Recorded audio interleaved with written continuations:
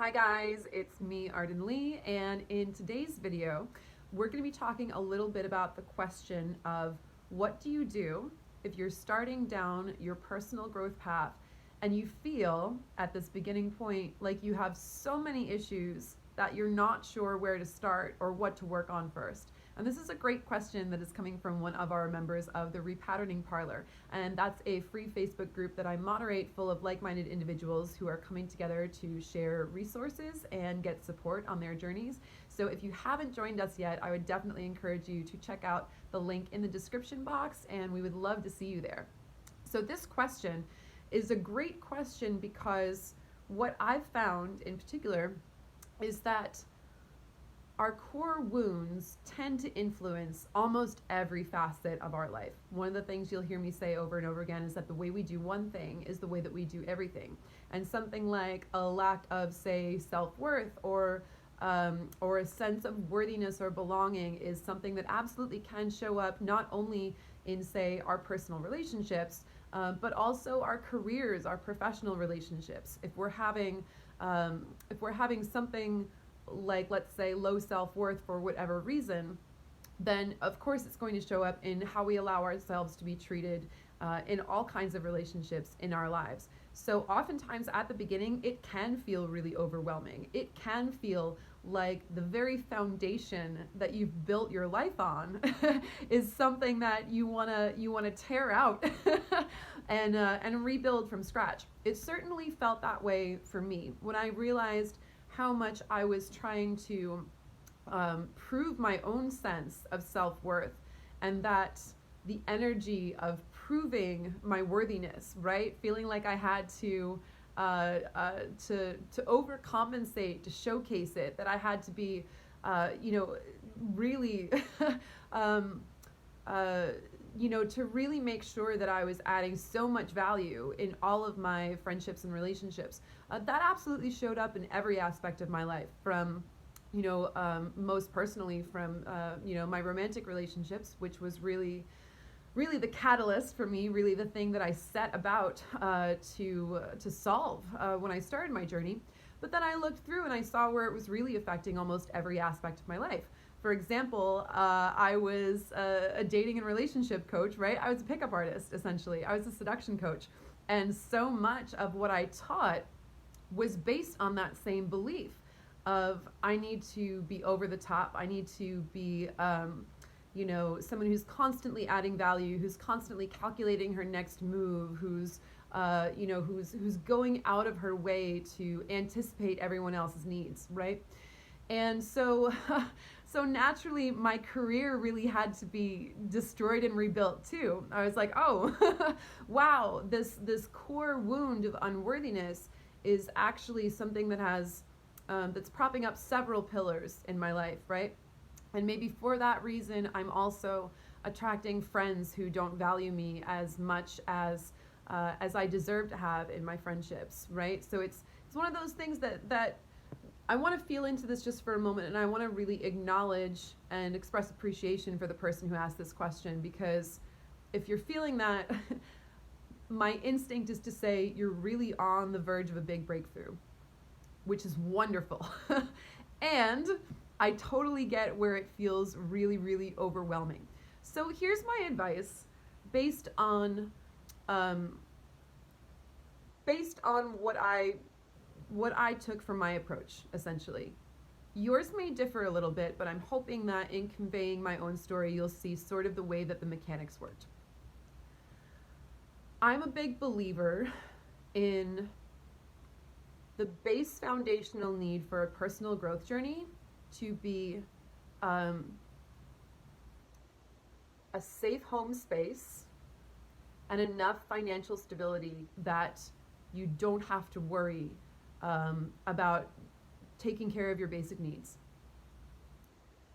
It's very, very difficult to, in that sense, to tear a foundation down and rebuild, especially if it's a career. And if you're not sure, where your next rent payment is going to come from, if you're not sure where your groceries are going to come from, those kinds of very common millennial economic anxieties are something that um, it's just a basic sort of Abraham Maslow's hierarchy of needs, right? If we're worrying about our very basic needs being met, then it's very difficult to get our minds to push forward into that point of worrying about our self-actualization. So the first thing I would say is, as you're going on your personal growth journey, my first instinct is to say, make sure that you have a home that's comfortable for you. And that's fine if you have roommates, it's doesn't have to be anything fancy, it doesn't have to be the place that you're going to live forever. But you're going to want to be able to come home and have a safe space. I say this because if you're going to be doing something like resensitizing your body, you're going to have to basically develop a relationship with your body where your body trusts you to start feeling things again. And in order to do that, you need to have an environment where your body feels safe to feel, right? I was pretty lucky in that sense that when I moved to Los Angeles, I had plenty of really difficult housing situations in New York City. But when I moved to Los Angeles, I really made that a priority. I'm not even sure I knew that I was going to go on the sort of epic personal growth journey that I ended up going on when I moved here. But I did know that I wanted to move to LA to resensitize, and I knew that one of the things that was really eating up a lot of my bandwidth was bad roommate situations. And I chose to find a space where I could live alone in my budget. And I made sure that even as I was going on my personal growth journey, that I had multiple streams of income. This is a very millennial thing to do, naturally. But I made sure that, I was still working through, I was still, offering some coaching as I was transitioning out of seduction coaching. And I made sure that I also, I did things like, modeling or go-go dancing or whatever, stuff that I could count on basically to be able to hustle cash when I needed it. And I count myself lucky that I sort of had that ability going into it. So even though you don't have to spend a ton of money on your personal growth journey, although I do think that investing in your growth and hiring a coach when necessary, which is also something I did, is something that is important along your path. There are a lot of economical ways to do that, I found. For example, if you're in my free group, the Repatterning Parlor, you may spend the first, 6 to 12 months just being in a free group and just absorbing that information while you gather the bandwidth to make a bigger investment. So when I say that you want to have economic stability going for you, I don't mean that just so that you can invest. I mean that so that your basic needs are taken care of without your having to stress too much about that. And so that you have a home that is a safe space for you, so you can basically get into conversation with your body and say, body, I'm listening to you, and I know that you need to be able to have the space and expanse to feel things safely. And if we're in an environment that's constantly flooded with negative stimuli, whether that's roommates, whether that's clutter or mess, whatever that is, you want to have a space that's comfortable. So I would say those are the first two priorities that I would go with. And from there, I want you to really be able to feel into trusting your heart and seeing what calls to you next. For me, it was about really following those signals that I was being shown after having set that intention. When I started studying trauma, I didn't know that I had trauma. It's kind of interesting. I actually thought that I had maybe encountered a partner who had trauma, which is so funny because I was such a caretaker that I was projecting all of my stuff onto the other person. And I was thinking, oh gosh, how can I learn about this so I can be more of a caretaker? I can be more sensitive. I can anticipate their needs more. I can tend to them. And I started reading about trauma, and it turned out it was really all about me too. So what I encourage you to do is to really feel into what is present, what is the next step after you have established your sort of baseline safety to do this personal growth journey from. And by baseline safety, I mean, as I said, cultivating an environment in which your body is going to feel safe to start feeling things again. Whether you're coming down from a hyperarousal trauma response, or if you're like me and you're coming from a desensitization response. We're really learning emotional self-mastery, which is the art of discernment, right? So we need to be able to have our bodies feel things as accurately for us as possible so that we can tell what feels good from what feels bad.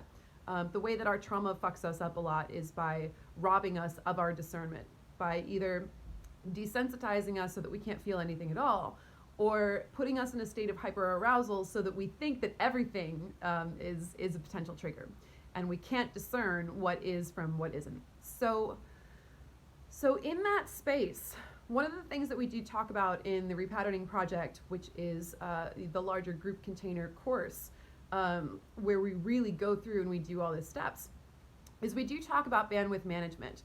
And toward the sort of middle or maybe like last third of what I would call my journey, it really did become a matter of saying, okay, now that I've kind of cleared all of now that I've cleared the patterning of the core wounds from the past, right? I've really gone down and started to understand the mechanics of what happened and began to clear those old patterns. Now I'm at a point where I'm manifesting my next intentions. And in that space, I'm going to think of what I need in terms of my intentions as downloading large files. And you can start those downloads all at once, but they're all going to take longer. Or you can say, you know what, if I get this file first, I can start working on this while all of the other ones download.